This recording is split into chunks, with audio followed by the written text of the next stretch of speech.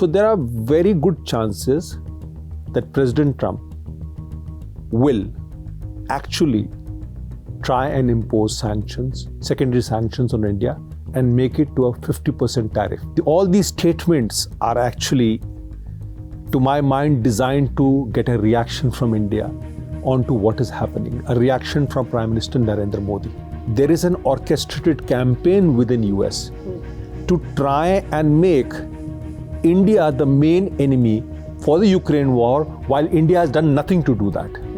At the heart of it is the trade deal, which has actually not fructified because President Donald Trump wants India to open the agriculture sector, the fishery sector, which is not possible politically for India to do. It's like an ego play that is going on right now, right?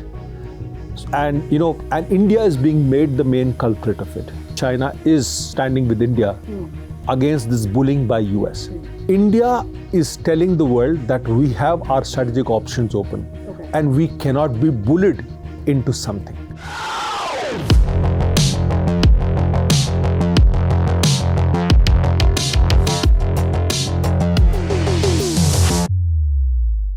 Hello and a very warm welcome. You're watching Hindustan Times and my name is Aisha Varma. On this segment of Point Blank, we'll be discussing India, China, Trump, tariffs and more. Now, when it comes to India and China, ties seem to be improving, and this is taking place against a backdrop of increased tensions between India and the United States, partly triggered by tariffs imposed on India over its purchase of Russian oil. To analyze this for us, we have the executive editor of Hindustan Times, Mr. Shishir Gupta, with us. Sir, namaskar. Sir, firstly, let's begin with some of the statements that have come in from the United States. You have Peter Navarro, Scott Bessent. One of the significant statements that people are talking about is that the road to peace, when it comes to the Russia-Ukraine war, is through India. Keeping this in mind, will the United States impose that 25% tariff on August 27th? It's $1 million question to which, very few people, even in US, have an answer to, because it ultimately depends on what President Donald Trump wants to do with India. Okay.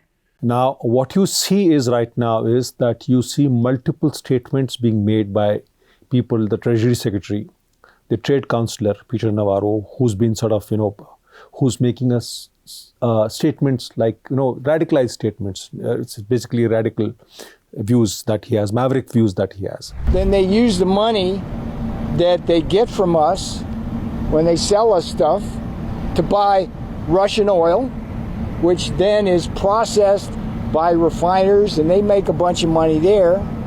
But then the Russians use the money to build more arms and kill Ukrainians. And so American taxpayers have to provide more aid, military style, to the Ukrainians. And in many ways, the road to peace runs through New Delhi. At the end of the day, it is for President Trump to take a call. But given the scenario and given the context, you see, the hyperbole that India has been placed within the entire context of the Ukraine war, the Russian oil, Indo-Pak war. So all this thing is adding up. So there are very good chances that President Trump will actually try and impose sanctions, secondary sanctions on India, and make it to a 50% tariff on India on August 27th. Because 25% already been done, 25% is going to be done now. Now, the other part is that all these statements are actually, to my mind, designed to get a reaction from India onto what is happening, a reaction from Prime Minister Narendra Modi. Okay. Now, India will not react. India will only take decisions based on what President Donald Trump is going to do on August 27th. If there is going to be imposition of 25% tariff on India on 27th, then the path of resetting India-US ties, which have taken a hit after this trade tariff business, will be very difficult. So that is one aspect of it. And the worst part is that there is an orchestrated campaign within US to try and make India the main enemy for the Ukraine war, while India has done nothing to do that. Okay? As External Affairs Minister S. Jaishankar said yesterday in Moscow, that we are not the largest consumer of Russian oil. We are not the largest consumer of LNG. We are not the largest consumer of Russian exports. We have done nothing that is to break any law or any international rule. We are not the biggest purchasers of Russian oil, that is China. We are not the biggest purchasers of Russian LNG. I'm not sure, but I think that is the European Union.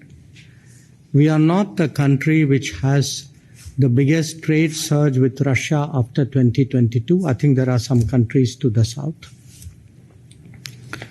We are a country where actually the Americans said for the last few years that we should do everything to stabilize the world energy markets, including buying oil from Russia. Incidentally, we also buy oil from America, and that amount has been increasing. So, quite honestly, we are very perplexed. At the same time, we have been projected as the main culprit in the Ukraine war, which is simply not understandable at all. So, it is for President Donald Trump to understand this as to what he wants to do with the India-US relationship. Because there are multiple factors in this play. At the heart of it is the trade deal, which has actually not fructified because President Donald Trump wants India to open the agriculture sector, the fishery sector, which is not possible politically for India to do. To top it all, there is this business of India-Pakistan sort of skirmish that took place, to which President Donald Trump has taken credit, right? Then you have the Russian oil. Then you have this whole business of, it's like an ego play that is going on right now, right? And India is being made the main culprit of it, which it is definitely not. That's very strange because the Prime Minister has also repeatedly said this is not an era for war, making it at multiple global events across the last few years. Beyond this, we've also pushed for dialogue and diplomacy. But speaking about India and China as well, when we have that link, we're seeing multiple meetings taking place, especially over the last week itself. But before we get to that, is India pivoting towards China because of United States President Donald Trump's trade war? It's not such a simple thing that India, there are four principal players in this game right now. There is US, there is Russia, there is China, there is India. Then there is this larger geopolitics. Now, all these four countries, all these four powers, they cannot be seen leaning towards the other. Everybody is looking at its own national interest. Now, when you come to China, what has actually happened is that the Chinese foreign minister, who's also the member of the Chinese Communist Party Politburo, who's also the special representative of the boundary dialogue, he's a man who wears multiple hats. Wang Yi had come to India. Now, Wang Yi met External Affairs Minister S. Jaishankar, met National Security Advisor Ajit Doval for the 24th round of this special representative dialogue on boundary resolution. Now, significant things have come out of it. Okay. Very significant things. Now, what has happened is that China had put export constraints on India on three principal things: rare earth minerals, tunnel boring machines, and fertilizer. Fertilizer, that is NPK, and DAP, diammonium phosphate. Now, these are critical requirements for India. Now, this constraint was lifted after Wang Yi had a dialogue with S. Jaishankar. That's one significant development because it was impacting our agriculture, it was impacting our auto parts, and it was impacting the infrastructure, the road infrastructure that India is building at a rapid pace. But what is more significant than all this is the meeting that took place between National Security Advisor Ajit Doval and Wang Yi. Here it was decided that the two countries would move forward on boundary resolution. They would identify the least contentious sector on the 3,488 kilometer LAC that divides the two countries. Now, while the two did not name the sector, in all probability, the sector is the middle sector, which is the Uttarakhand sector. Okay. Now, here what is going to happen is that, let me take you way, way back. In 2002, the two countries exchanged maps of the middle sector. But they could not exchange maps of the eastern sector, that is Arunachal, or the Ladakh sector, that is the western sector. Now, the maps were exchanged and we know exactly what is the difference between the two. Now, here the issue is, in this particular sector, it's also a larger question of border alignment. Now, what has happened is, now a expert group is going to be set up under a WMCC, which is a coordination committee for boundary affairs. And that expert group is going to identify and demarcate the land. Once you demarcate the boundary, you put the boundary pillars and that issue gets sorted out. Okay. So a very, very significant development that was triggered way back in the 1950s and resulted in the 1962 war. So this is a very critical thing happened. Subsequently, a statement was made by the Chinese ambassador to India yesterday, where he talked about that China is standing with India against this bullying by US. The United States has imposed tariffs of up to 50% on India and even threatened for more. China firmly opposes it. In the face of such acts, silence or compromise only emboldens the bully. Now, all these statements are fine, but that does not mean that India, the relationship has gone back to the era that is the pre-May 2020 era. All it says is that the two countries have decided to resume ties, to normalize the relationship, to discuss things with each other, and look at their own national interest. The same thing is happening with Russia also. So it's not a question that, India is too big a country. It's a heavyweight. It can't be leaning on somebody. So we are looking at our options. We are looking at our interests. So if I were to say it very significantly, India is telling the world that we have our strategic options open. Okay. And we cannot be bullied into something that we do not want. So then, sir, in connection with the meetings, discussions that have happened, the impact that, as you spoke about, has happened when it comes to talks about the IndoChina border, what are the friction points here? See, you have, particularly, we are discussing the middle sector, which is the least contentious sector. See, in the middle sector, you have differences over Shipkila, over Korik Pass, over a place called Palamsumda, and Barahoti Plains. The middle sector extends 545 kilometers from Mount Gaya in the northwest to northwest of Tinker Lipu Pass in the east. Now, this area, the two countries can actually sit together with their experts, map surveyors, everybody, and then try it and demarcate what could be the final international boundary. Now, there are significant points in the western sector where there are differences, which have been delineated, even the map will show you where the main points. Okay. Similarly, in the eastern sector, there are issues. But right now, we need to focus on the middle sector because this is something which will be historic in the India-China relationship. So we know that India and China are also commemorating 75 years of diplomatic ties this year. I think one question that people are wondering about when it comes to not just India and China, but China and Pakistan is, all of these developments, the improvement in ties between India and China, it's taking place months after the horrific terrorist attack in Pahalgam and Operation Sindoor. Does India have to worry about the closeness that we've seen between China and Pakistan? Of course, India knows about the closeness of Pakistan and China. India knows about the huge defense relationship that China has with Pakistan. India knows about what China is playing in the Indo-Ocean region. India knows about what is happening in Bangladesh, Nepal, and all these places, Myanmar too. But the issue over here is that you cannot be sacrificing a relationship because somebody is dealing with somebody else. Okay. Right? India has its own ties with people. And these are not dependent on what China is saying about them.